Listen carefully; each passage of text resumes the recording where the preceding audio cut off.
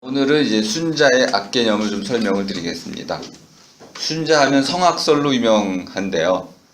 그러면 성악, 본디 사람의 타고난 마음은 악하다 이런 뜻이죠. 성악. 반대는 성선입니다.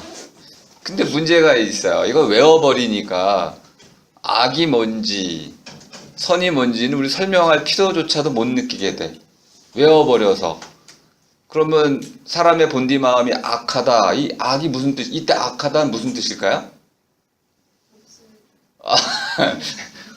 누가 미리 예습을 하셨군요.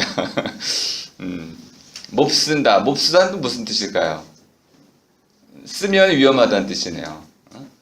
쓸 수 없을 뿐만 아니라 부러진 사다리와 같아서 그 사다리를 밟고 10층 올라갔다가 떨어지면 죽는 거네요. 그 마음은 본디 삐뚤거나 어긋나 있거나 또는 고장이 나 있어서 본래 해야 할 그 어떤 일을 제대로 못 해내는 경우, 이것이 몹쓸 마음이죠. 사람의 마음은 온전한 마음을 갖고 태어나는 건 아닙니다. 마음의 씨앗을 갖고 태어나고 그 씨앗은 자라나죠. 그러면 제대로 자라나면 좋은 마음이 되고요. 조잡들거나 잘못 자라나거나 삐뚤어지거나 휘어지면 몹쓸 마음이 되는 거죠. 그러니까 이건 뭐 중립적 태도라고도 할 수 있네요. 성선도 아니고 성악도 아닌 태도. 그러니까 성선, 선의 측면과 악의 측면을 모두 갖고 있다. 이렇게도 설명드릴 수 있습니다.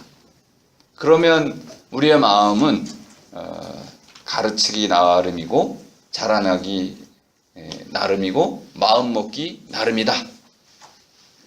이렇게도 볼 수 있습니다. 그럼 이제 순자의 과연 성악이라는 개념이 우리가 제대로 이해하고 있는 걸까요? 이거 오늘 한번 설명을 드리고, 또 순자의 성악 개념을 가지고 우리가 악을 설명할 수 있을까요?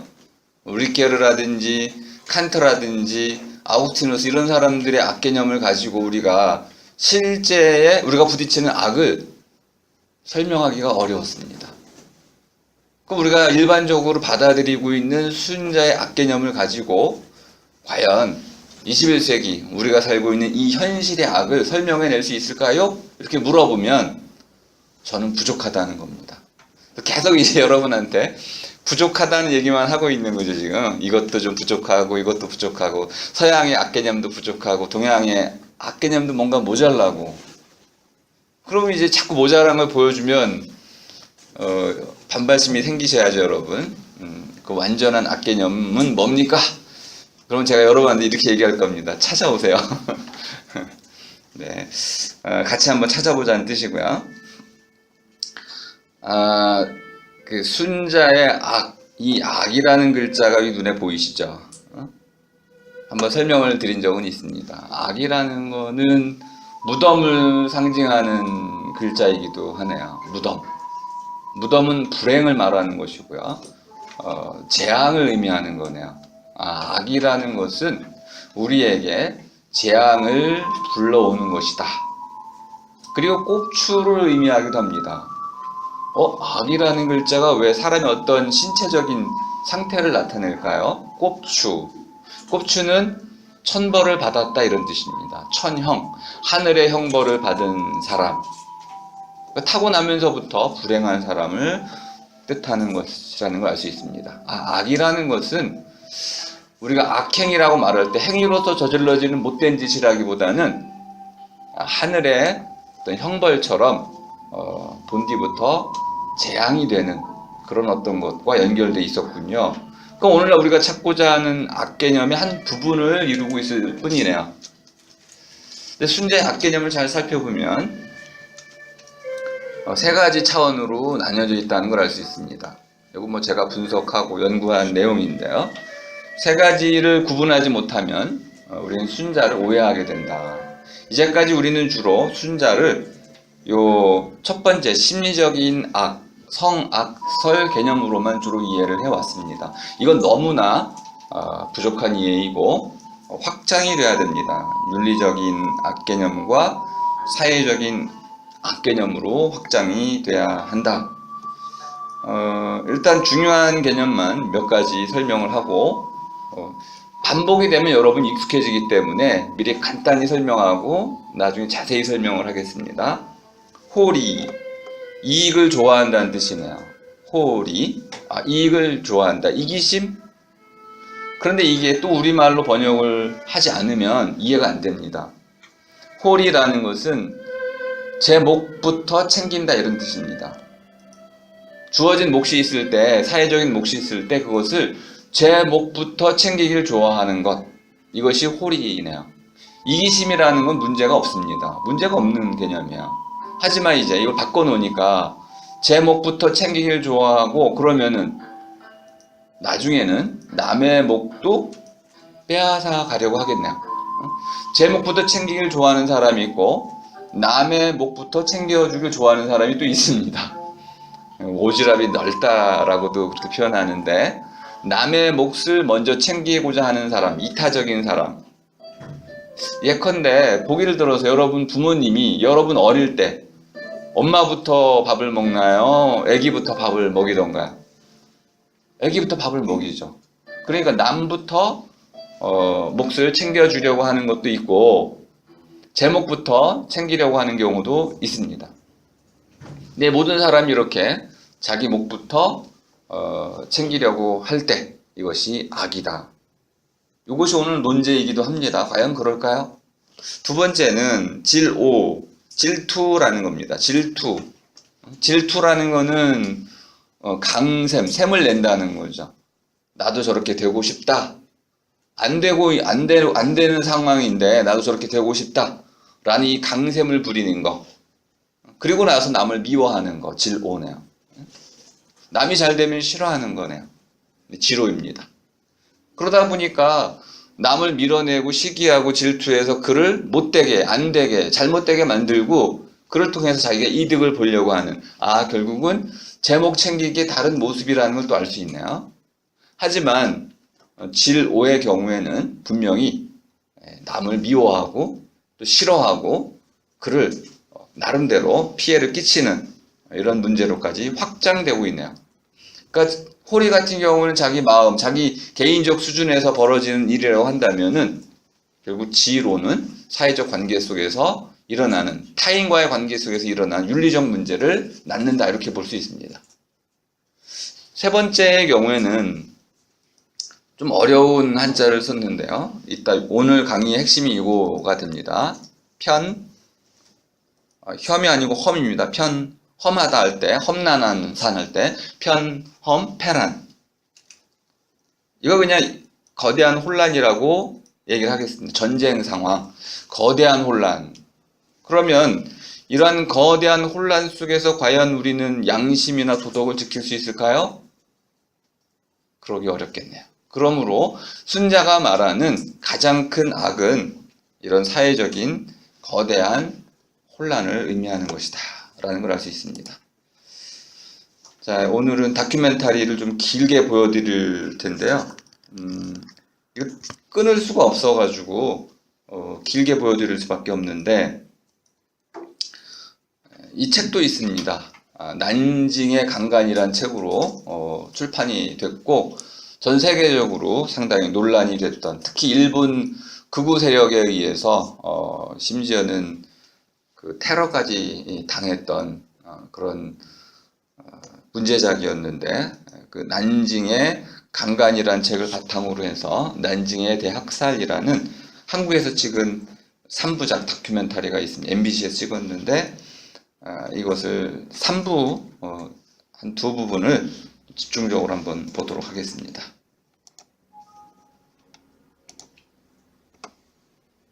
왜 안 열리나요?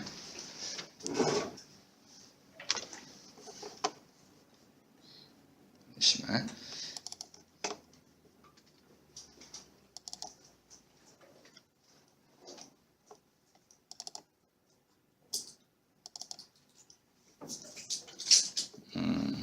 여기 있구나.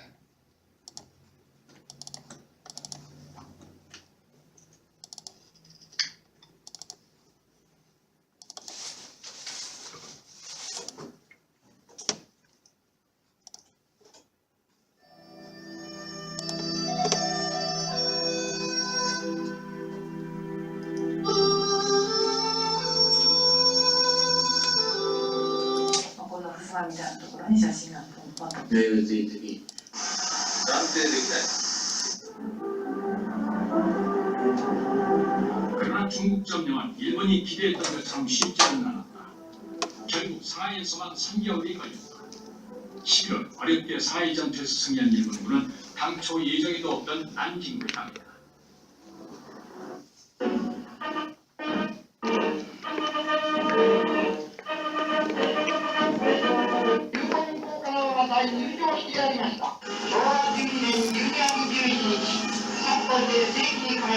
상하이에서 자존심에 상처를 입은 일본군은 적개심에 불타고 난징을 공격한 지 불과 10여일 만인 12월 13일 난징을 함락시켰다. 네, 이 정치적인 부담을 덜기 위해서 전략적으로 중요성도 없었고 또 주둔 군대도 취약했던 이제 남경 난징을 공격함으로써 혁혁한 공로를 세운다는 이걸 만들기 위해서 난징을 공격하게 됐습니다. 난징전에 투입된 일본군 병사가 기록한 것이다. 일본군의 공격에 맞선 중국인들의 저항은 필사적이었다. 하세가와는 당시를 이렇게 묘사한다. 栄光弾が飛ぶのもいまだにもこれも見鼻のでも夜飛んできた。 여기 인터뷰를 하고 있는 참전 용사들은 주로 나이가 한 90대에서 100세 가까이 되는 그런 노인들입니다. 근데 전쟁이라는 것에 대한 기억은 나이를 먹는다고 뭐 이게 잊히고 그런 건 아니잖아요. 어떤 부분 아주 상세히 기억을 하고 있고요. 근데 좀 불리한 질문들 있잖아요. 이런 경우는 생각이 안 난다. 대답하기 곤란하다. 이런 쪽으로 다 대답을 하고 있습니다. 지금 난징을 왜 침략을 했는지를 이제 물으려고 하는 건데요. 怖いと思いました。で、あれはもう 저 인터뷰를 하고 있는 분이 일본 분이세요. イラに隠れておりましたですけどな。 일본군도 피해가 적지 않았다. 자, 이렇게 자기들이 피해를 입었던 부분을 아주 자세히 기억을 하고 있다는 걸 알 수 있습니다. 심지어는 자기들은 어쩔 수 없었다는 거죠. 계속 같은 말이 반복이 됩니다. 어쩔 수 없었다. 1대1 상황이지 않았느냐. 적이 나를 죽이려고 하지 않냐. 명령을 받았지 않느니. 이 악에 대한 기본적인 관념이 없습니다. 명령을 받았으니까 나는 어쩔 수 없이 살인할 수밖에 없었고 또 내가 상대를 죽이지 않으면 내가 죽을 수밖에 없었기 때문에 어쩔 수 없이 내가 죽을 수밖에 없었다. 또 그럼 왜 강간을 했습니까? 아니 어쩔 수 없었어요. 위에서 명령을 내렸으니까요. 등등. 이 어쩔 수 없었다는 정당방위의 기본 이론을 계속 활용하고 있습니다. 근데 이 논증은 사실 굉장히 강력한 논증이어서 깨지기가 어렵습니다. 여러분 같으면 어떻게 이걸 논파할 수 있을까요? 어쩔 수 없었는데 나보고 어떡하라고요? 이 논증을 깨기가 상당히 어렵습니다. 하세가와도 난징 함락 직전에 戦争そのものはちょっとも怖くなかったな。この弾に当たるまでは弾に当たらんっていう自信があった。 이때 참전했을 때 나이가 19, 20, 21 이랬어요. 피 끓는 청년들이었는데 1차 대전, 2차 대전도 1차전 특히 그랬죠. 1차 대전 때 프랑스 젊은이들이 기분풀이하러 전쟁에 나갔습니다. 잠깐 갔다가 총 몇 방 쏘고 돌아올 줄 알았죠. 심심풀이, 너무 권태로운 일상으로부터 벗어나고 싶었던 거야. 지금 일본 군인들도 비슷하게 끌려갔습니다. 갔다가 그만 총에 맞아 친구가 죽고 그리고 자기도 다치고 그러다 보니까 악에 바치기 시작한 거야. 그러니까 모든 것을 판단하지 못하게 만든 상황이 도래했습니다. 오늘 주제가 편험, 패란이었죠. 어떤 것도 제대로 판단할 수 없게 됐어요. 어떻게 해야 될까요? 이성도 잃어버렸고 양심도 잃어버렸고 명령은 계속 부당한 명령이지만 살기 위해서는 따라야만 하고 이러한 편험, 패란의 상황이 도래했을 때 사람은 어떻게 살아야 될까? あ 예, 本当に予想しないね中国軍の抵抗ですよね。特に上海政府、蒋介石の直系軍というのは正規軍が非常に激しく抵抗して、それは日本兵の予想を超える事態になって、すぐ帰れると思ってたわけ。上海簡単に攻略して。ところが、そう簡単にいかない。なかなかもう帰れないと。日本に 이렇게 낭만적인 전쟁을 예상했었는데 결국은 그 중국 군대의 강력한 반발에 부딪혀가지고 상당히 고전을 면치 못했습니다. 그래서 어딘가 복수할 곳이 필요했던 거죠. 죽음의 도시로 변했다.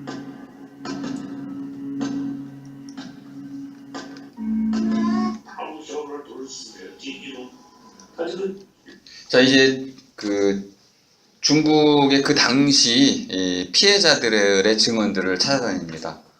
일본인들이 지금 그런 증언들을 듣고 있는 거예요. 놀랍지 않나요? 이 증언들을 통해서 우리는 두 가지의 사실을 알게 됩니다. 가해자들은 자기들의 피해를 기억해요.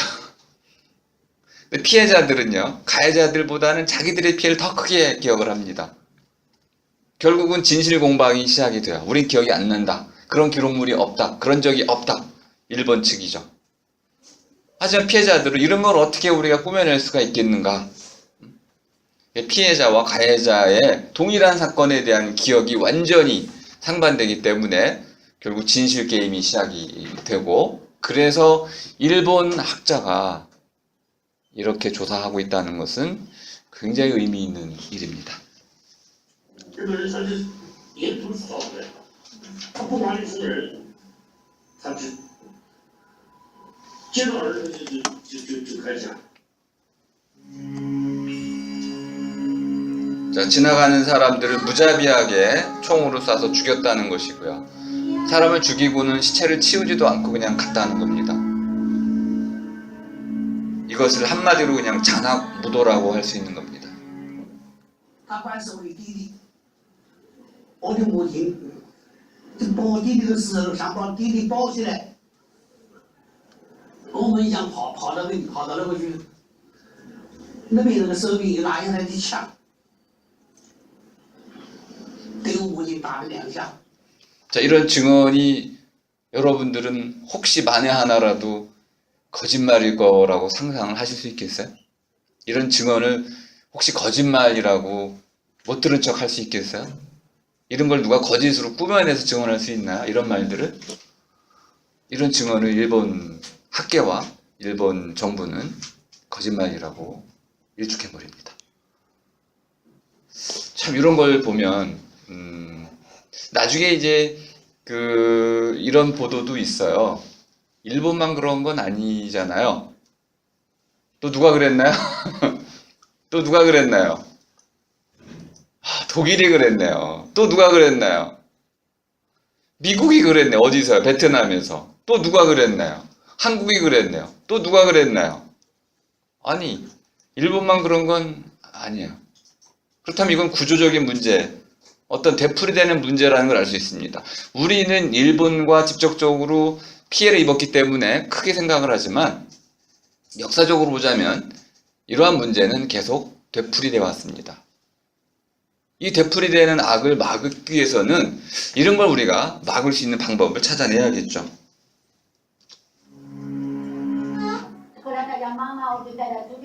네, 같은 증언들이 쭉 이어지게 됩니다. 난징의 거리거리엔 그렇게 참혹한 기억만이 남겨지고 있습니다. 피로 물든 거리, 잿더미로 변한 도시, 절망과 생존. 그것은 70여 년이 지난 지금까지도 잊혀지지 않는 기억입니다. 1937년에 벌어진 일입니다. 수도 난징과 난징의 주민들을 지켜주지 못했고 저항력을 상실한 중국군은 모기를 버리고 도망쳤다. 중국의 상징적인 도시 수도 난징을 함락시킨 일본군은 기쁨을 만끽했다. 난징은 점령군 지하에 들어갔다. 난징은 예상보다 빨리 함락되고 당시 난징에 있던 중국군 중 일부는 미처 난징을 빠져나가지 못했다. 자, 이제 이 문제가 복잡해진 거죠. 중국군이 빠져나갔더라면 민간인만 남아있어서 민간인들을 학살하지는 않았을 수도 있습니다. 그런데 중국 군인들이 민간인들 사이에 남겨지게 됐어요. 그리고 그것 때문에 누가 군인이고 아닌지를 식별하기 어려워졌습니다. 바로 그 틈을 노려서 일본 군인들이 특별한 방식을 활용하게 됩니다. 일본군은 이들을 색출한 데에 열을 올렸다. 那就是在这个南明市里边，이분은 이가 다 빠져가지고 발음이 좀 많이 새고 있어요. 全部集中在那个地方，四维行，他那个比如说手上有毛巾啊，可 네 能这个 그 일본군이 만들어낸 것 중에 뭐 우리 혈액형 A형, B형, O형 뭐 이런 혈액형 분류도 군대에 이제 그 군인들을 분류하기 위해서 만들어냈던 제도입니다. 누가 포병에 맞고 육군에 맞고 해군에 맞는지 좀 잘 쉽게 분류하는 방법을 찾기 위한 일본인들이 이렇게 분류에 능한 어떤 민족성이랄까 이런 게 좀 있습니다. 그들의 그 문헌 분류 체계를 보면요, 굉장히 세밀하고도 복잡하지만 정말 체계적입니다. 어느 민족도 따라갈 수 없을 만큼 이 분류의 능력을 갖고 있습니다. 근데 가만히 보면 조선도 원래는 기록의 나라였습니다. 일본이 그것을 많이 태웠고 불살라 버렸고 또 한국전쟁 때 많이 사라져서 그런 것이지, 조선 자체도 보면은 이런 기록의 나라였고 분류의 나라였던 것이죠. 이렇게 분류를 했네요. 손에 못이 박힌 사람, 그럼 노동자는 다 죽은 거네. 노동자는 다 죽었습니다. 그 다음에 모자를 썼을 것 같다. 근데 이런 두 가지의 아주 정말 우스꽝스러운 기준을 가지고 색출을 했는데 대부분의 중국인이 거기다 해당이 됐습니다.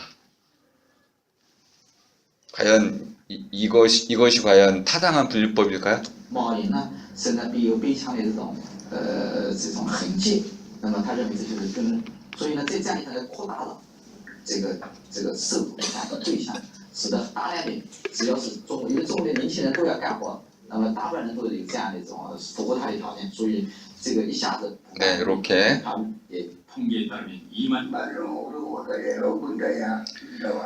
자, 비위가 좀 상하시겠지만은 네, 한번 악행을 저지른 사람의 그 참회 없는 이야기를 한번 들어보세요.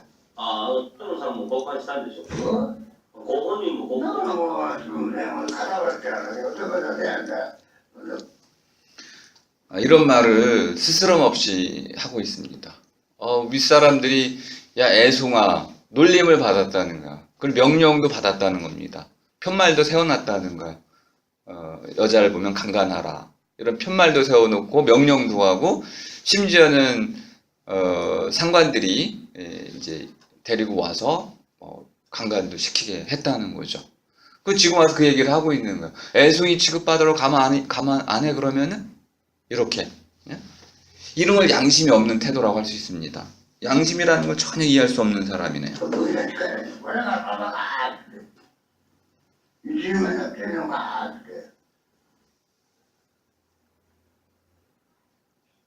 난징전에 참전했던 한 일본 군인이 자신이 보고 체험한 것들을 기록한 그림지도. 자, 일본의 그 기록 문화는 아주 독특해가지고요. 병사들이 그 식량이 언제 뭐 몇 끼 나왔고 이런 것까지 다 기록을 해뒀어요. 개인적으로. 그 기록물들을 모아가지고 연구자들이 이제 하나의 틀을 만들어 내는데 앞뒤를 다 맞춰볼 수가 있습니다. 이런 기록물들을 많이 갖고 있는데 여기에도 강간에 관한 내용은 적나라하게 묘사되어 있다.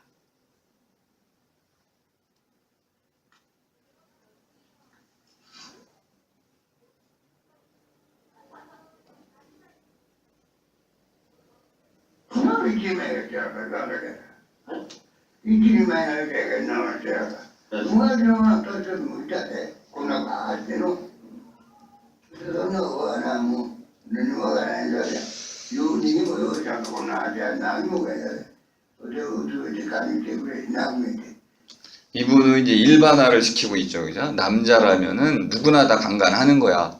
그러자 인터뷰하는 인터뷰어가 갑자기 깜짝 놀래가지고 반문하잖아요. 네? 도대체 무슨 말씀 하시는 거야? 하지만 강력하게 항의하지 못합니다. 그랬다가는 인터뷰가 그만둘 테니까. 아, 네. 하고 이제 인정해주고 넘어가면서 마치 이 참전용사는 어떤 경험담을 털어놓듯이 지금 자랑을 하고 있어요. 이런 일들이 많은 인터뷰어들에게서 나타납니다. 이걸 보면서 전 가슴이 많이 아팠어요. 저거 길러진 거거든요. 주입이 된 거예요. 그들의 20대 초반, 10대 말에서 20대 초반에 가졌던 국가관, 전쟁관 이런 것들이 그들을 다 길러놓은 것이고 나이를 먹었어도 저런 것이 그대로 남아있다는 걸 보고는 순자 생각을 많이 하게 됐습니다. 人呢嘛，我住在45年。最後って言ったんだな。もう俺も知ることだ。 저는 이 뜻이 뭔지 모르겠어요. 아마 우리가 얘기하는 사이코를 얘기하는 건지 아니면 여자 이름 사이코를 얘기하는 건지 아마 기생을 대표하는 이름이 사이코였을 수도 있고 아니면은 좀 정신병자처럼 한다는 건지도 무슨 뜻인지 모르겠지만은 많은 증언자들이 이렇게 얘기하더라고요. 강간, 사이코 해라. 그러면 아무 문제 없이 강간을 했다는 겁니다. 이게 하나의 말하자면 나무를 베라. 그러면 이제 우리 그 호텔 루안다라는 영화에 보면 나무를 베라라는 것이 신호가 돼서 투치족이 후치족을 막 죽이는 이런 일들을 벌였잖아요. 그 하나의 계시를 준 거죠. 암시를 준 거예요. 사이코 하면은 강간하라고 암시를 준 거죠. 들이다. 일본군은 젊은 여성들뿐만 아니라 자, 선교사들이 이제 그 당한 여인들을 찍어 놓았던 기록 필름이고요. 이 질문이 아주 중요합니다. 일본군 참전 용사에서 당신이 이제 이분이 주로 이제 마스오카라는 분이 기록을 하고 이분 말고도 다른 분이 남자분도 계신데 이렇게 질문을 했습니다. 중국에 그 가서는 난징에서 그렇게 극악무도한 일을 서슴지 않고 했는데 만일 일본이었으면 어떻게 됐을까요? 일본 마을이었다면 당신이 그렇게 강간했겠습니까? 何をバカなことをっていう顔してね、そんなのできるはずないじゃないか。村の中で日本の中でできるはずないじゃないか。 강간에서 학살까지 이 질문의 의미를 사실 곱새겨 봐야 됩니다. 성희롱을 판단할 때도 이게 중요한 내용입니다. 성희롱, 성폭력은 아니, 성희롱의 경우에는 장소성이라는 게 굉장히 중요합니다. 장소성, 어디에서 일어났느냐. 지금 이 질문에서 중국에서는 해도 되고 일본에서는 하면 안 된다라는 거죠. 그러면 중국 사람들에 대해서는 그들이 사람 취급을 안 했다는 걸 알 수 있습니다. 걔네들은 사람이 아니야. 그래서 해도 되고 일본의 경우에는 일본 여자들은 사람이야. 하면 안 된다는 거예요. 그 스위치가 있는 거죠. 온오프 스위치가 있어서 이쪽으로 열리면 강간을 해도 되고 이쪽으로 열리면 하면 안 되는 거죠. 우리가 이런 코드를 좀 이해할 필요가 있습니다. 대부분의 인종 청소는 이런 코드, 스위치를 갖고 있어요. 온오프 스위치를 갖고 있습니다. 딱 열리면 아무나 죽일 수 있고 닫히면 죽일 수 없는 거죠. 그럼 우리는 이 온오프 스위치를 조절할 필요가 있습니다. 일본군의 의식의 밑바닥에 중국인은 일본인보다 낮은 존재라는 차별의식이 있었다. 메이지 유신 이후 놀랍게 빠른 속도로 근대화를 이뤄낸 일본의 자긍심이 나온 결과였다. 中国に対未開の文明化された社会ではないというね、考え方ですから。日本は文明国の一員に近代化。 이 요시다라는 분도 똑같은 연구를 하고 있습니다. 取り残された文明未開の民族なんだ。 자, 이렇게 이제 중국을 깔보고 얕잡아보고 그래서 본인들이 그 아시아를 경영해야 한다는 이런 오만한 생각을 품고 있었던 것이고 그런 정치인들의 오만함이 군인들에게도 그대로 전염이 됐다는 걸 알 수 있습니다. 두 번째 비디오 클립 좀 보겠습니다. 아이고.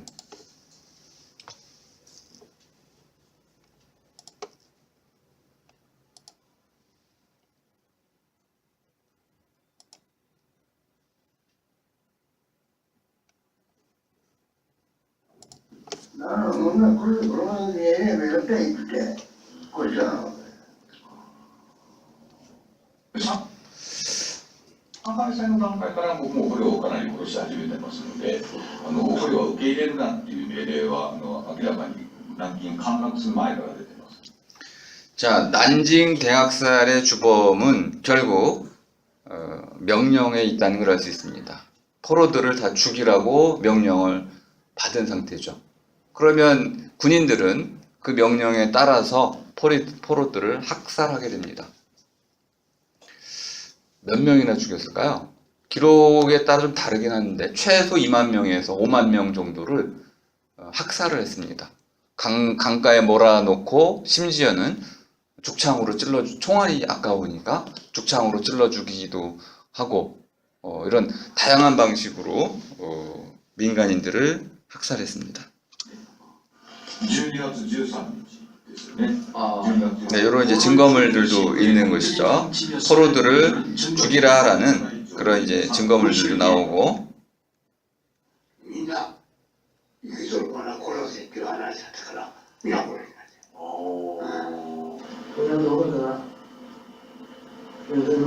って。네, 이 기본적인 그 틀이 있습니다. 명령을 받으면 우리는 어쩔 수 없이 따라야만 했다. 우리는 수단이었다는 거죠. 우린 도구였다는 겁니다. 이 수단, 도구, 이걸 이제 한나 아렌트는 너무나 적게 생각하는 사람들이라고 표현했습니다. 이 사람들의 죄를 뭐라고 물었냐면 너무나 적게 생각한 죄. 사람으로서 생각해야 할 걸 생각하지 못하고 너무나 적게만 생각을 했어요. 우리 사람을 호모사피엔스라고 한다면은 생각해야 할 것을 생각한다는데 사람의 본질이 있는 것인데 그 사람의 본질, 생각해야만 할 것을 일부러 생각하지 않은 죄. 이것을 이제 평범악이라는 좀 표현이 좀 잘못돼서 사회적으로 한나 아렌트가 많이 공격을 받았는데 그런 게 과연 평범한 악일까요? 평범해 보이지만 그 결론은 극악무도합니다. 그러므로 우리는 평범하다고 말할 수 없는 것이죠.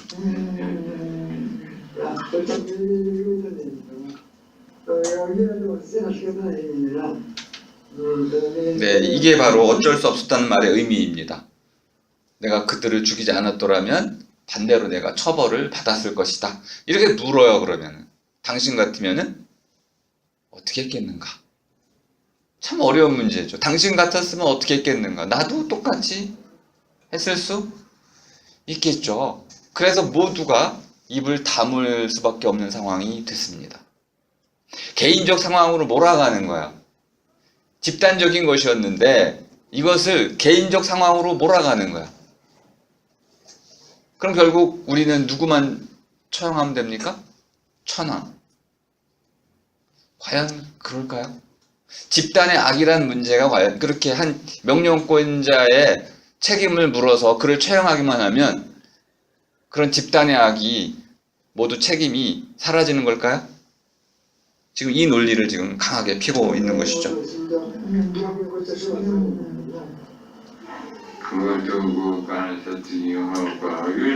예, 중대장이 그렇게 말했잖아요.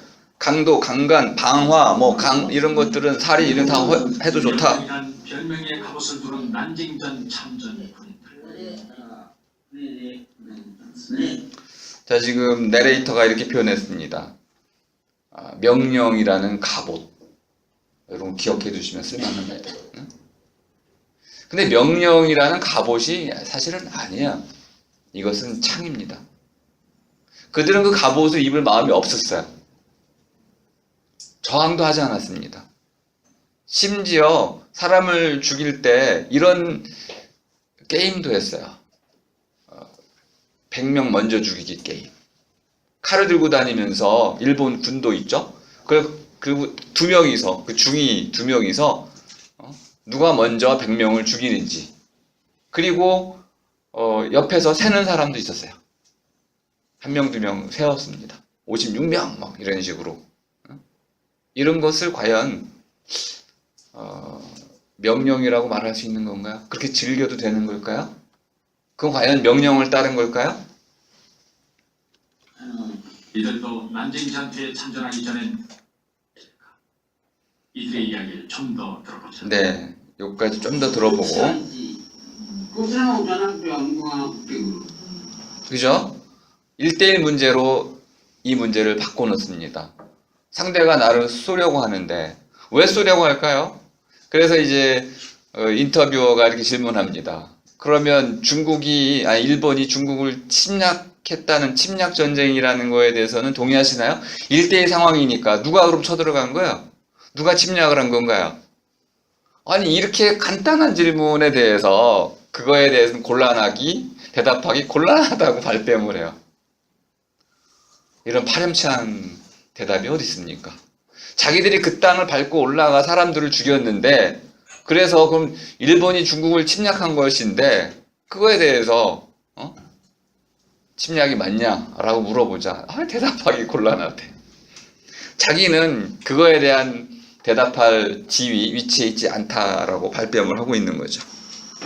どこでどうして、それを止めたらいいのかいうようなことは、考えられませんよな、これもう仕方がない。もうそれはもうしかし戦いでああいうことになってしまったから。 네, 모든 게 어쩔 수 없는 겁니다. 모든 것이 어쩔 수 없는 것, 통제 불능의 상태에 있었다. 자, 이런 이제 증언자의 이야기를 조금 몰아붙여서 そういうような意見、軟禁事件はなかったという意見には 일본 정부의 입장이죠. ちょっと答えにくいのは何か。ああ、そうですか。それだったら大丈夫ですよ。別にせな。さんは戦争はやっぱりまあやっちゃいけない。戦争のために言ってるんですか？いやそんなふうにな。 이것도 일본이 부정하는 거죠. 그래도 하세가와는 난징 대학살은 기획적인 대량 학살이 아닌 전투 행위며 전쟁이니까 어쩔 수 없었다고 변명했다. 네.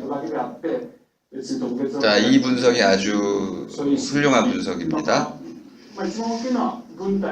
자, 군대의 일원으로 갖고 전쟁을 수행한 것이기 때문에 자기에게는 아무런 책임이 없다. 이러한 전쟁에 대해서 양심과 도덕을 적용할 수는 없다는 거야.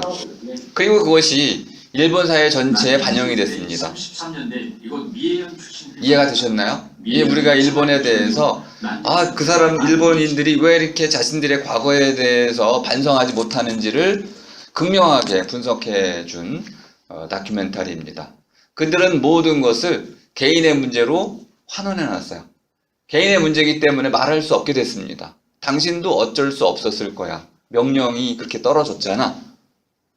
근데 이 명령이라는 걸 가만히 보니까 전쟁이야. 전쟁하라는 명령이 떨어진 거죠. 그럼 이렇게 얘기합니다. 전쟁에서 사람이 죽는 거야. 그건 당연한 것이지. 중국인들의 학살도 마찬가지야. 그런데 이렇게 다시 질문했습니다. 그럼 당신들이 침략한 겁니까? 아니라는 거예요. 침략 전쟁이 아니라고 발뺌을 합니다. 그럼 무슨 전쟁일까요, 그것이? 그들은 이렇게 얘기하는 거죠. 중국이 저렇게 야만해가지고 우리가 그들을 근대화시키기 위해서 갔다. 한국에 대해서 똑같은 이야기를 하고 있습니다. 자, 그러니까 침략 전쟁이 아니고 근대화를 위한 하나의 합법적인 그런 전쟁으로 보고 있는 겁니다. 심지어는 일본에 대해서 고마워해야 된다고 말하는 일본 학자들도 꽤 있습니다. 이 논리를 그대로 적용하면 결국 한 명, 천황 외에는 누구도 책임질 필요 있는 사람이 없는 것이죠.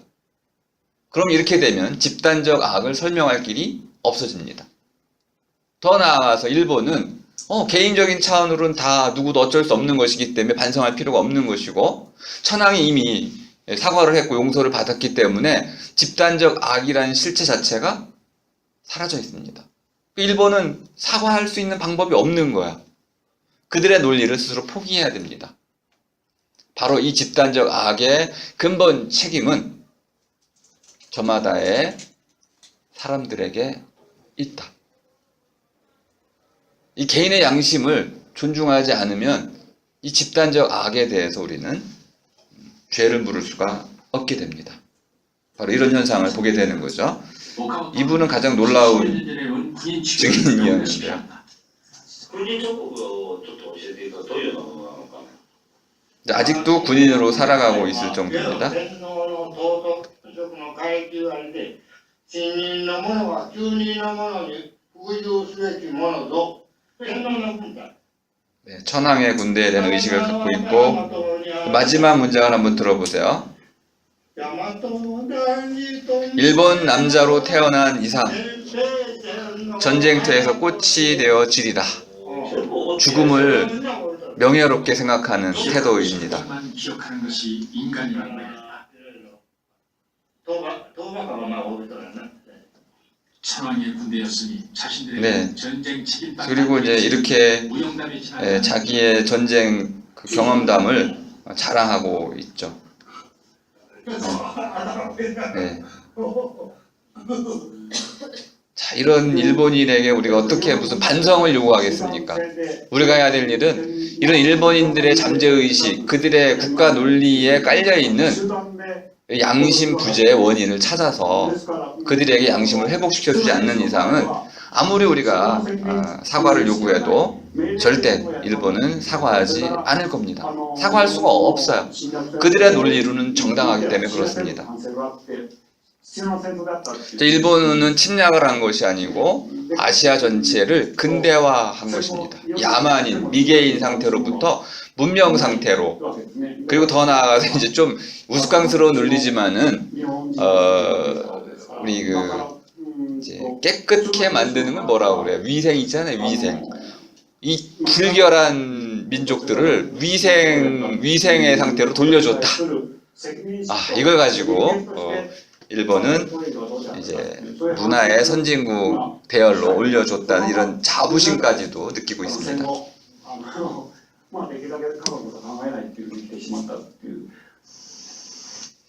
자, 이렇게 길게 이걸 보여드리는 가장 이유는 뭐냐면 순자가 말하려고 하는 바와 아주 밀접히 연결되어 있어요. 첫 번째 질문 한번 보시죠.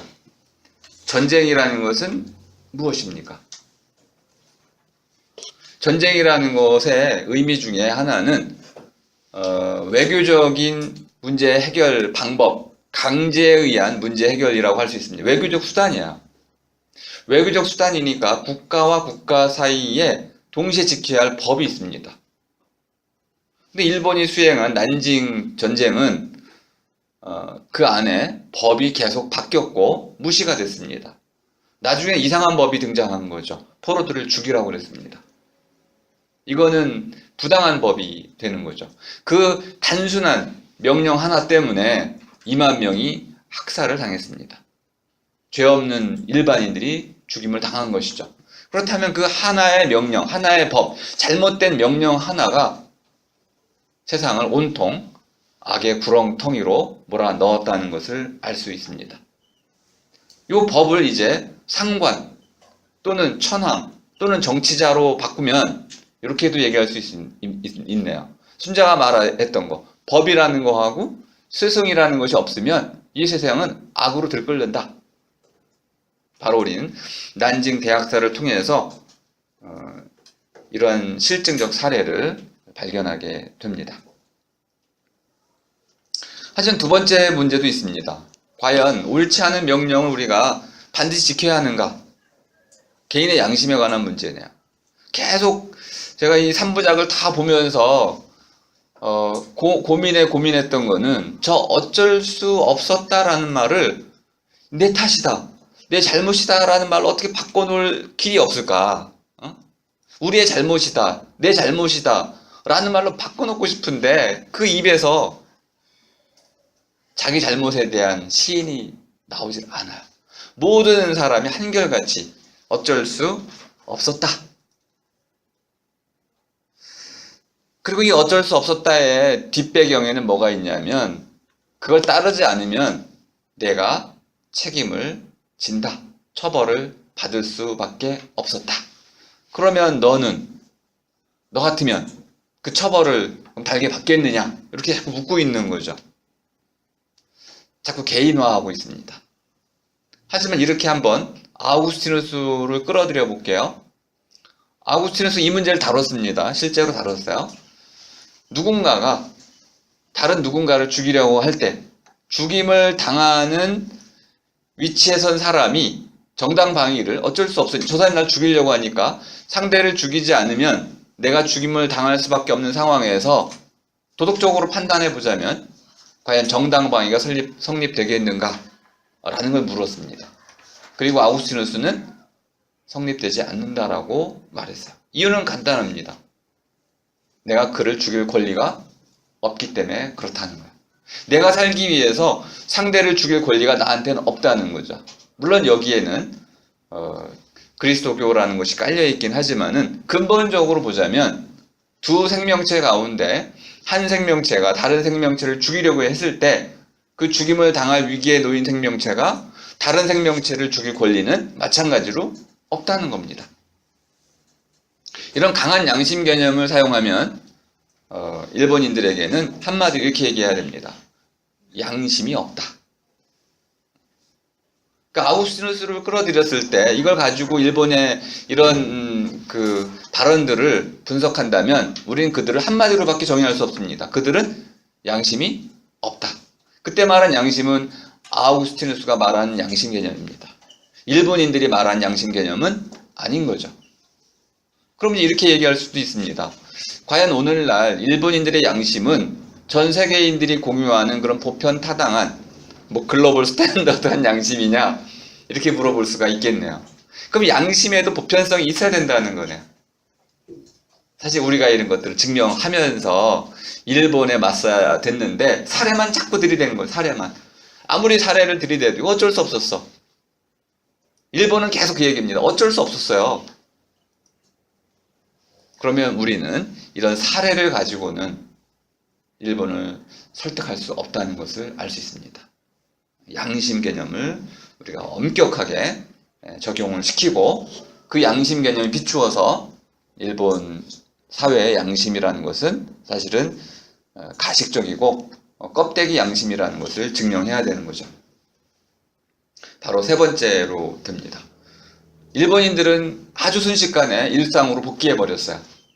제가 이 다큐멘터리를 보면서 가장 많이 깨달았던 것이 이건데요.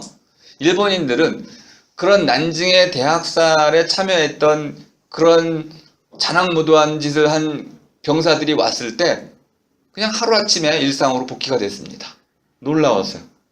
하지만 미군의 경우를 보세요. 베트남 참전했던 병사들이요. 언론을 통해서 베트남에 파병됐던 군인들의 그 잔악무도한 행위가 보도가 되고 미국 내에서 반전운동이 일어나면서 참전했던 용사들이 돌아왔을 때 부적응자들이 속출했습니다. 이런 차이는 어디서 나타나느냐? 미군의 경우에는 일상으로의 복귀가 어려웠다는 겁니다. 돌아와가지고 양심의 가책을 많이 느꼈다는 거예요. 반대로 일본의 경우에는 이런 양심의 가책이 없었다는 겁니다. 그러면 이게 어디에 문제가 있는 것이냐? 바로 일본 사회에 언론에 문제가 있는 것이죠. 일본 사회에 가치관에 문제가 있는 겁니다. 이걸 우리가 다루지 못하면 일본의 사과는 받을 수가 없는 겁니다. 집단적인 침묵, 개인의 입 다물기 이런 것들을 미덕으로 여기고 있는 그 사회의 문제를 우리가 다루지 못한다면 일본과 맞서서 이런 문제들을 용서를 이제 받게 하거나 또는 사과를 받거나 하는 일들, 반성 이런 것들은 없는 것이고요. 거꾸로 얘기하면은 일본의 제국주의는 언제든 다시 발발할 수 있다는 것을 뜻하는 겁니다. 자, 이제 오늘 토론할 시간이 없을 것 같죠? 그러니까 15분 정도 더 하고 일찍 끝내겠습니다. 여러분들도 보니까 힘들어 하시고 네, 왠지 지쳐 보이시니까 시험 기간이라 그런가? 제 해석이 좀 독특하긴 한데요. 여러분이 필요한 내용은 악을 어떻게 정의 내려야 우리 현실 속에서 일어나는 이런 악행들을 제대로 규명하고 이건 악이다 라고 지목을 할 필요가 있다는 얘기를 강조했잖아요. 이게 악이다 라고 말을 해야 처단할 수 있잖아요. 이것이 악이다라고, 세월호가 악이다, 세월호 사태 악이다, 용산 사태 악이다, 4대강 이런 재앙 이거 악이다라고 말을 해야지 처단할 수 있는 거거든요. 지금 일본의 사례를 보세요. 악이다라고 말하지 않으니까 처단할 수가 없어요. 양심의 문제가 아니게 되잖아요. 그러니까 누군가 나서서 이게 악이다라고 규정을 해야 되는데, 그러기 위해서는 악에 대한 엄격한, 그리고 엄밀하고 정확한, 그리고 현상으로부터 증명된 이런 악 개념이 도출이 돼야 되는 겁니다. 그러니까 순자에게서도 한번 뽑아보고 수많은 철학자들에게서 악 개념을 찾아오는 이유가 거기에 있습니다. 그래서 오늘날 우리가 이제 악이 무엇인지를 정확히 뜻매김할 수 있다면 그걸 바탕으로 이제 어떤 것이 악인지를 가리킬 수가 있게 되고, 그걸 가리키게 되면 이제 우리는 처벌 방식을 바꾸게 됩니다. 우리 사회가 좀 더 악으로부터 멀어지는 그런 좀 선이 증대되는 이런 좋은 사회가 될 수 있다는 것이죠. 제가 바라는 이제 이 강의의 목표입니다. 자, 순자가 말하는 성을 먼저 성악을 얘기하니까 순자가 말하는 성이 뭔지를 좀 살펴보면 성이 악하다는 말의 의미를 우리가 조금 이해해 볼 수가 있습니다. 두 가지를 비교를 하고 있습니다. 자, 성이라는 거하고 위라는 것을 비교하고 있습니다. 성. 요 성이라는 거는 마음심의 날생자네요. 그죠? 타고난 마음이란 뜻입니다. 태어날 때부터 본디 갖고 있었던 것. 그러면 꼭 마음만 얘기하는 건 아니겠네요. 태어날 때부터 본디 갖고 있었던 것은 마음이기도 하지만 몸이기도 하겠네요. 또 심지어요, 전 이렇게도 확장해야 된다고 보는데, 관계도 태어날 때부터 갖고 있어요. 엄마, 아버지, 삼촌, 이모, 고모. 태어날 때부터 이미 주어진 관계, 대한민국 이런 것들은 태어날 때부터 갖고 있는 거죠. 내 몸속에 있지는 않지만은 내가 태어나는 바로 그 환경 속에 그대로 주어져 있습니다. 이것도 우리는 성이라고 볼 수 있다. 그러면 이제 좀 넓은 개념으로 성을 이해할 수가 있겠네요. 근데 중요한 특징을 보면 이렇게 규정을 했습니다. 배우거나 얻는 것은 아니다라는 거. 나중에 그러면 이제 말이라는 거, 글이라는 거는 나중에 배워서 얻는 거니까 이거는 성이 아니네요. 그럼 말하는 사람은 이미 성악 개념에 사라져 버렸어. 말하고 글 쓰고 이런 사람, 옷을 입고 이런 거는 태어날 때부터 갖고 있었던 게 아니잖아요. 옷차림, 패션 이런 거는 배워야 되는 거잖아요. 갈고 닦아야 되는 거죠. 그렇다면 이렇게 일해서 배워서 얻는 것이 아닌 모든 것, 그거 성이라고 했으니까 찾아보면 별로 없다는 걸 알 수 있습니다. 손가락이 길어지는 거, 머리가 자라는 거, 내가 나이를 먹는 이런 건 전부 성인데, 그 나머지 사람의 중요한 역할들, 지위를 맡는다든지 학교에 들어간다든지 친구를 이런 전부 다 이거는 그러면 성이 아니게 되네요. 성이 아닌 것을 이제 순자는 위라고 불렀습니다. 할 위, 될 위라고 할 수 있는데 사람 인변이 붙어 있다는 걸 알 수 있습니다. 사람이 하나하나 이루어 나가는 일. 그럼 사람의 일이라는 것을 알 수 있습니다. 거꾸로 얘기하겠네요. 그러면은 배워서 또 일해서 얻은 것. 하나는 본디부터 갖고 있는 것이고 두 번째 위라는 것은 내가 노력해서 얻은 거네요. 그러니까 저절로 본디부터 갖고 있는 것은 성. 내가 스스로 일해가지고 배워서 얻은 것은 위. 이렇게 둘로 구분을 했습니다. 요 정도 구분은 여러분도 충분히 따라오실 수 있을 것 같고요.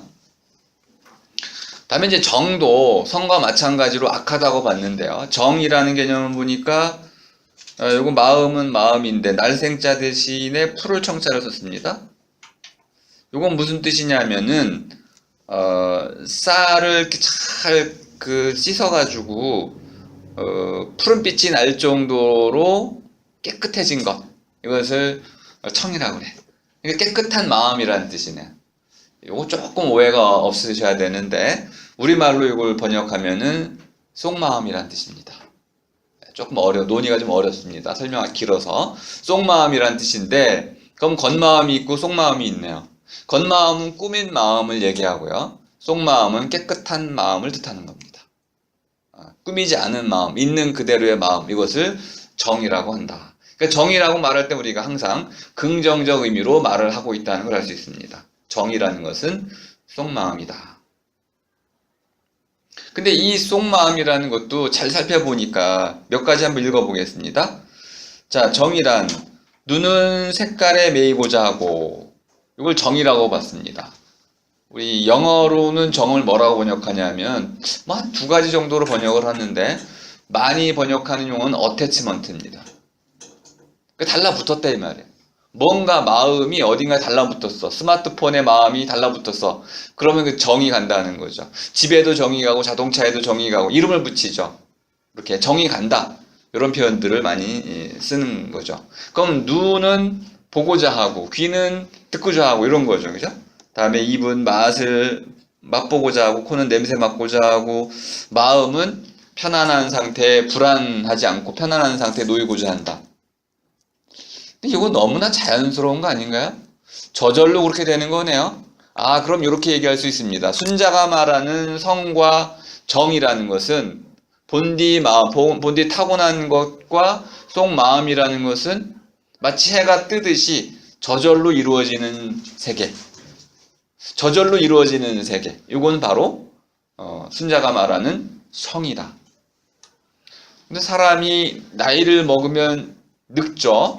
그러면 이 저절로 그렇게 되는 거죠. 이런 거는 성이다 이 말이죠. 근데 늙었는데 멋있어. 이건 저절로 되는 건 아니네, 그죠? 우리 그 야만인들의 특징 가운데 하나가 막 수염이 더부룩하게 난다는 거죠, 그죠? 네. 그러니까 재미난 그 진화론자도 있습니다. 우리 인간은 바다 생물로부터 진화했다고 보는 주장을 하시는 분이 있어요. 유인원으로부터 진화한 게 아니고 바다 생물. 왜냐하면 우리 피부를 보라 해요. 피부 매끈매끈한데 이렇게 진화하기는 어렵다는 거야. 그러니까 털북숭이 상태에 있다가 털이 빠지는 방식으로 진화하기는 어렵고 거꾸로는 가능하다는 거야. 털이 없던 상태에서 털이 붙는 방식으로 진화가 쉽고 거꾸로는 어렵다. 그러니까 우리가 원래는 바다 생물이어서 털이 없다가 육지로 올라오면서 개구리처럼, 그죠? 개구리에 갑자기 털이 나기 시작한 거죠. 이런 방식으로 진화했을 것이다. 뭐 진화에 대해서도 여러 가지 이론들이 있을 수 있는데, 기본적으로 저절로 이루어지는 세계, 요거는 성이다. 그럼 저절로가 아니고 스스로 목적을 정해서 뭐 어떤 걸 이루어가는 세계, 이건 위네요. 요 구분이 잘 되셨죠? 요것만 구분하면 순자의 성악설에 대한 오해가 풀립니다. 순자의 성악설에 대한 오해가 풀릴 수 있는 가장 중요한 이유가 바로 요거야. 사람은 먹고 싶으면 먹잖아요. 저절로 이루어지는 거죠. 순자는 이것을, 그래, 사람은 이런 마음이 있어. 배고프면 먹고 졸리면 자고, 아까 얘기한 남자는 뭐 강간하려고 하고 뭐 이런 게 있다 이거야. 그러면 그 마음을 그대로 두면 어떻게 되겠어요? 악행이 되는 거죠. 스스로에게도 비만이 걸리고 남의 물건도 뺏는 것이고 악행이 되지만, 그러면 정도를 지키라는 거 아니야? 스스로 먹을 만큼만 먹고, 혹시 남이 굶주리면 내 것도 나눠주고 예의를 갖추고, 요렇게 저절로 이루어지는 세계가 아니고 스스로 목표와 절도를 지키는 요런 생활을 한다면 요때 우리는 이것이 선이라고 말할 수 있다는 거야. 뭐 어려운 개념이 아니네요. 그러니까 성악은 우리가 말하는 이렇게 부정적인 용어는 전혀 아니었습니다. 우리의 마음은 본디 그렇게 이루어졌다는 거야. 그럼 아우구스티누스가 떠올라지시죠? 신이 창조한 모든 것은 선하다. 아니, 배고플 때 먹고자 하는 이 마음이 저절로 일어나야 우리가 살 거 아니에요. 당연히 이건 좋은 거 아니겠어요? 하지만 순자가 악하다고 말한 이유는 그거를 통제하지 못하면, 조절하지 못하면, 그 균형을 지키지 못하면 지나치게 돼서 결국은 악하게 된다는 거네요. 그러니까 순자의 성악설은 알고 봤더니 굉장히 합리적인 이론이라는 걸 알 수 있습니다. 자, 이 문장은 너무 유명해서 한번 여러분께 좀 소개를 하려고 합니다. 고 은괄지생 위 구목야 은묵직어 위불직야 이렇게 첫 문장만 보시면 은괄이라는 거는 무엇인가를 이렇게 똑바로 자를 때 되는 나무를 얘기합니다. 그래서 보통 될 나무 이렇게 번역을 하고 있는데요. 자가 되는 잣대 같은 걸 말하는 거예요. 잣대. 잣대가 왜 생겨났을까요? 그 나무들이 삐뚤삐뚤하니까. 이해가 되셨나요? 법이 왜 만들어졌나요? 사람들이 불법, 악행을 저지르니까 그걸 바르게 하기 위해서 이렇게 비유를 썼습니다. 그러니까 사람의 본디 타고난 것은 삐뚤삐뚤 생겨난 나무와 같아서 이것을 가지고 집을 지으려면 잣대와 같은 나무가 필요한데 이 잣대는 누가 만드느냐? 스승님께서, 하늘이 내는 스승께서 또는 성현께서 이 잣대를 만들어 주시면 그걸 가지고 우리가 정치를 하면 된다. 그러니까 법을 가지고, 법치죠 그러면은 법을 가지고, 올바른 법을 가지고 사람들의 삐뚤삐뚤 생겨먹은 지 마음대로 행동하려고 하는 이런 제멋대로의 마음을 잘 다스려서 그런 잣대에 맞추게 되면 이 세상은 조화롭게 된다는 거네요. 아주 쉬운 얘기죠. 네, 순자의 이 논리는 아주 간단합니다.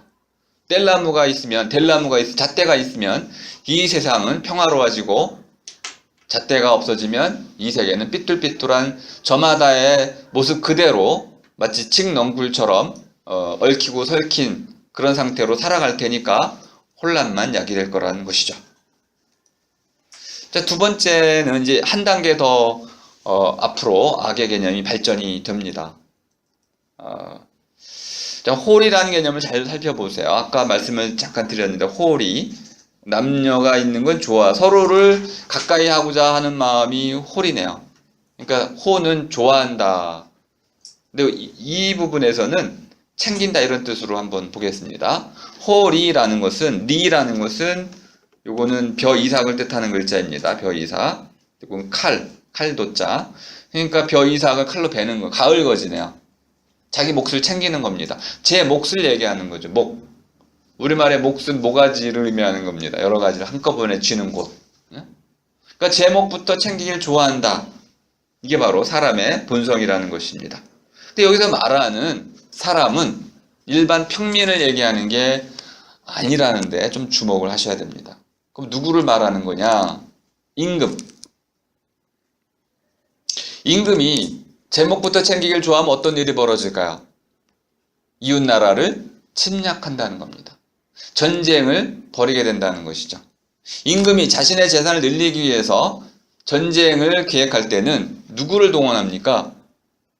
백성들을 동원하게 되고 결국 백성들은 전쟁에 나가서 죽임을 당하거나 불구가 되거나 장애인이 돼서 돌아오면 그 임금은 그런 다친 병사들을 돌보지 않게 된다는 거죠. 그러므로 국민 입장에서, 백성 입장에서 보자면은 임금이 자기 몫부터 챙기고자 한다는 것은 가장 악한 경우가 되는 겁니다. 이해가 되셨나요? 그러니까 홀이라는 것을 임금의 입장으로, 정치인의 입장으로 본다면은 국민을 위해서 정치하지 않고 정권 자신을 위해서 또는 통치자 자신을 위해서 자신의 이익부터 챙기려고 한다면 그 결과는 국가적인 재앙이 된다. 결국 나라를 망하게 한다. 이렇게 순자가 보고 있는 것이죠. 쉽게 이해가 되시죠, 이것도? 자, 이 논의는 순자만 하고 있는 건 아닙니다. 이때쯤 여러분이 졸릴 것 같아서 제가 음악을 하나 넣었는데요. 유토피아란 책을 읽어보셨죠? 리바이어던이란 책을 읽어보셨을 겁니다. 뭐 제목 정도는 들어보셨을 텐데요. 유토피아, 유토포스.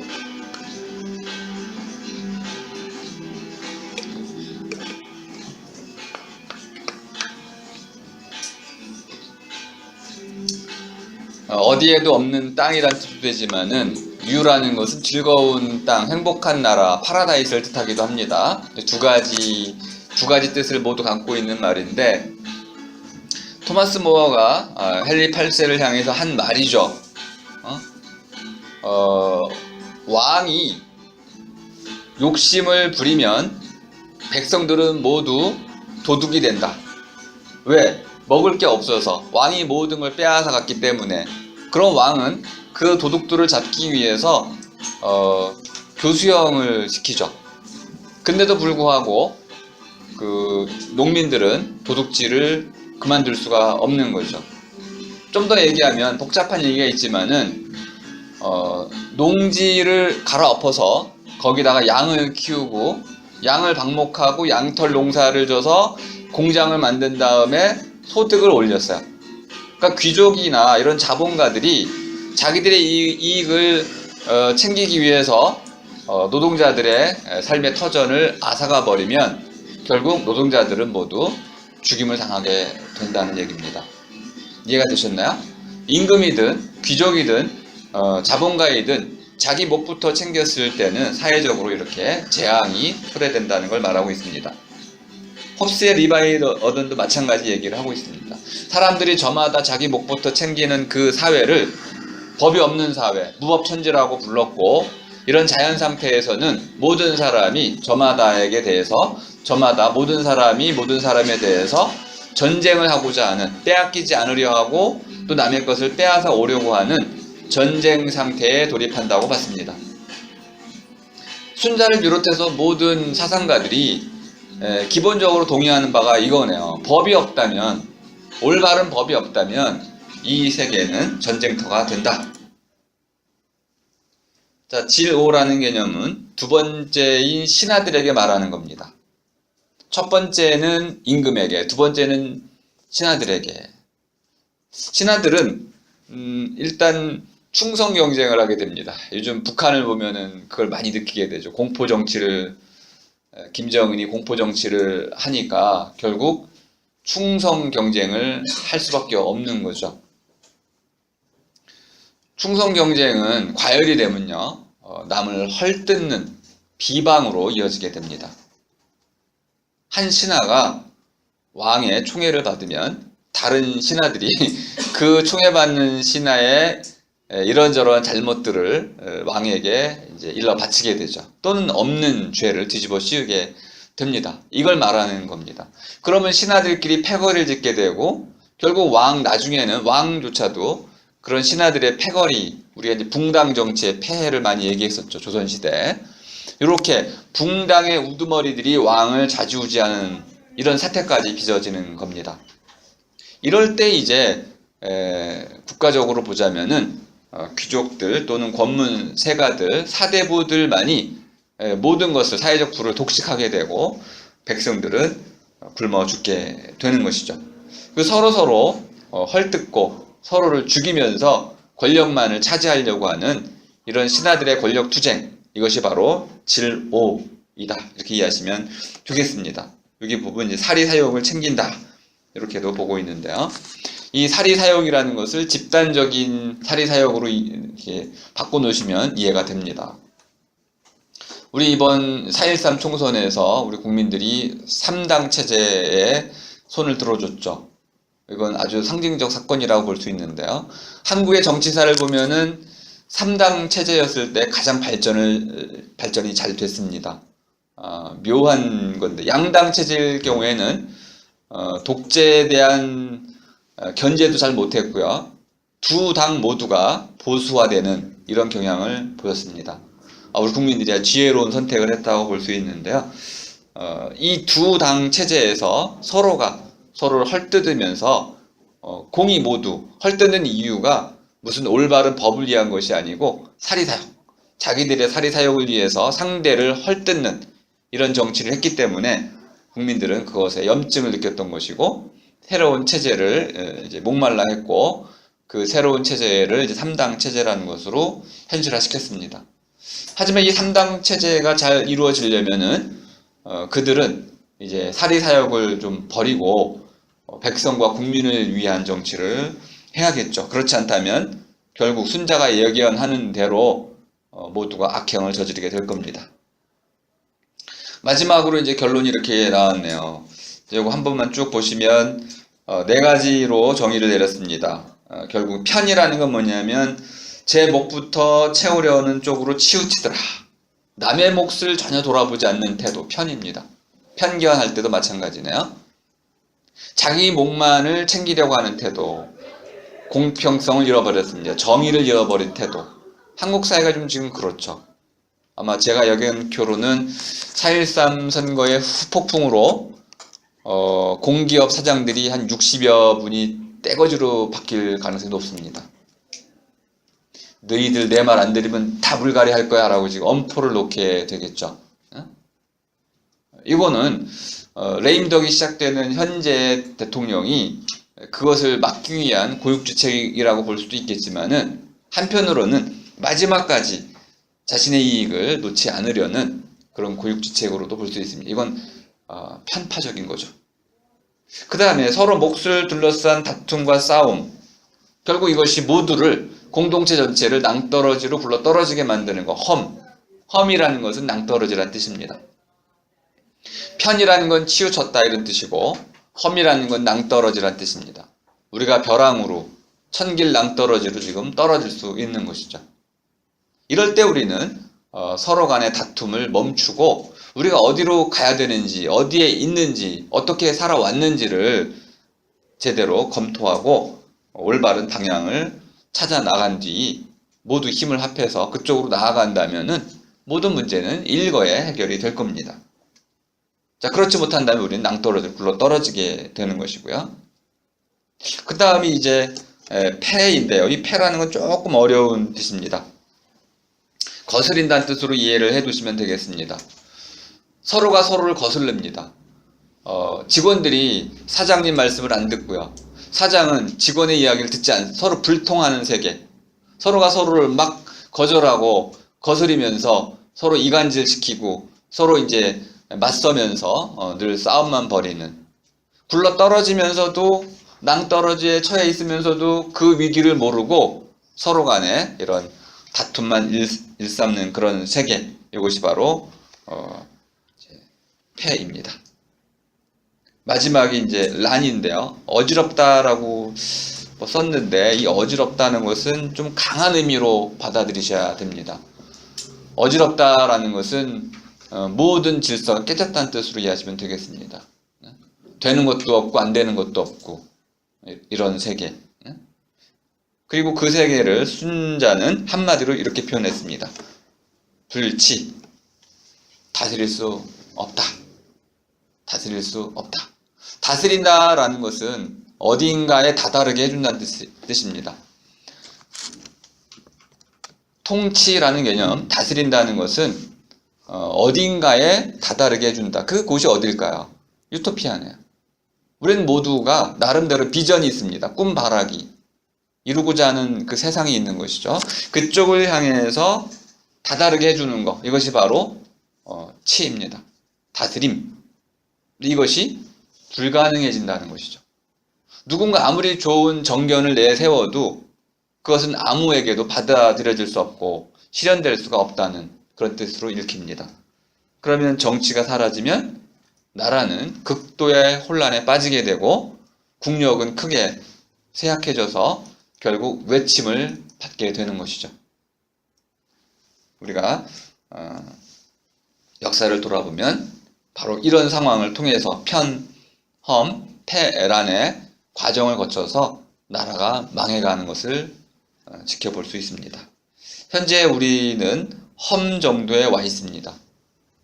그러므로 서로 다툼을 멈추고 하나의 목표를 공유하면서 올바른 길을 찾는 이런 사회적 노력이 필요하고 또 더 나아가서 사회적 합의가 필요합니다.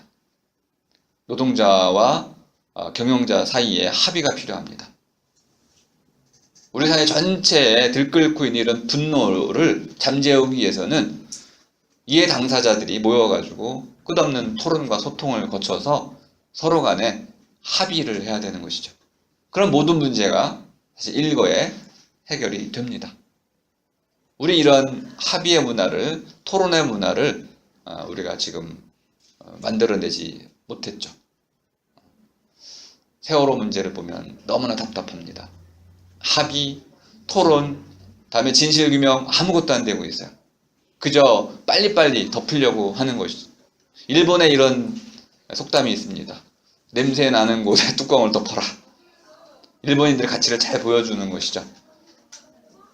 그걸 들추어가지고 그 냄새가 어디서 오는지, 왜 나는지 이걸 밝히고 진실을 드러낸 뒤에 그걸 어떻게 치울 것인지를 논의하면 되는데 뚜껑을 덮으라 이 말이에요.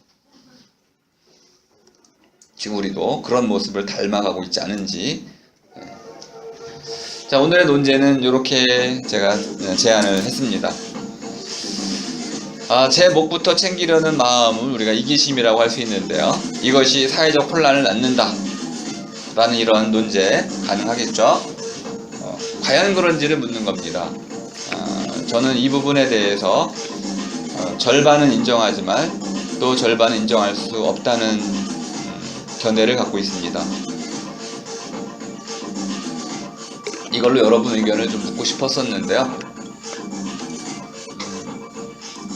오늘은 제가 토론을 좀 생략하기로 하고 한 가지만 이 논제와 관련해서 설명을 좀 드리겠습니다.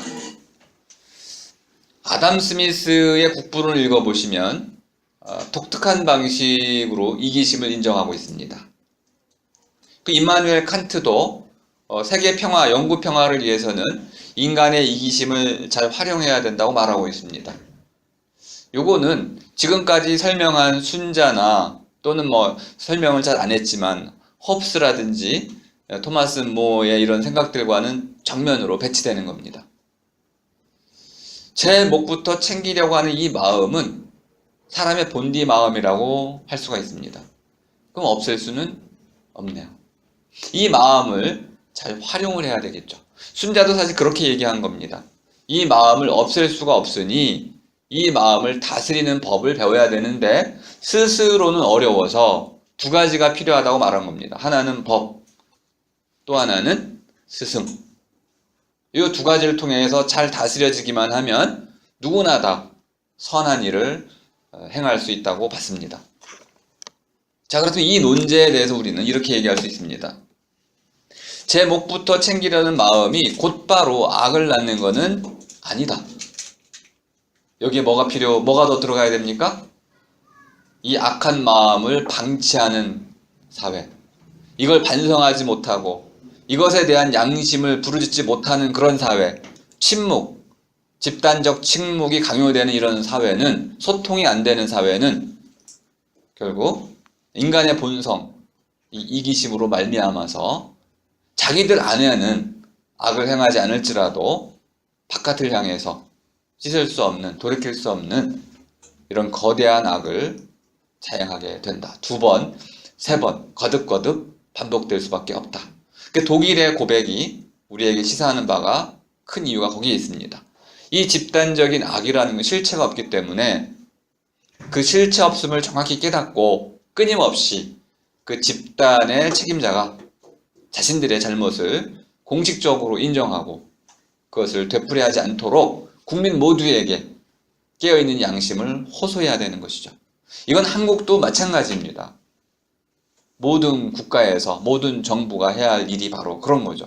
정부는 불치가 아니고 올바른 다스림, 법과 양심을 깨어있게 해서 국민 모두가 저마다의 양심을 걸고 선을 행하고 악을 멀리할 수 있도록 끊임없이 경계하고 또 감시해야 되는 것이죠. 이것이 없다면은 결국은 인간의 본성으로 말미암아서 사회적인 혼란이 야기될 수밖에 없다. 그러니까 이 논제는 한편으로는 찬성, 한편으로는 충분히 우리가 이것을 다스릴 수 있기 때문에 반론할 수가 있는 그런 논제가 되겠습니다. 자, 제가 토론할 기회는 안 드렸지만 그래도 혹시 질문하실 분이 계시면 질문을 좀 해주시면 받겠습니다. 네, 빨리 끝내는 게 좋겠죠. 자, 오늘 강의는 이것을 마치겠습니다.